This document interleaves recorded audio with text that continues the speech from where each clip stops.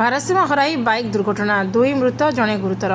Khordha Balangir 57 number ଜାତୀୟ ରାଜପଥ ବୌଦ୍ଧ ଥାନା ଜହ୍ନାପଙ୍କ ଫାଣ୍ଡି ଅନ୍ତର୍ଗତ ତେଲିବନ୍ଧ ପନ୍ଥାଇ ବୁଲାଣି ନିକଟରେ ଭାରସାମ୍ୟ ହରାଇ ଏକ ବାଇକ୍ ଦୁର୍ଘଟଣା ହେବାରୁ ବଡ଼ ଓ ସାନ ଭାଇ ମୃତ ହୋଇଥିବା ବେଳେ ମଝିଆ ଭାଇ ଗୁରୁତର ହୋଇଛି।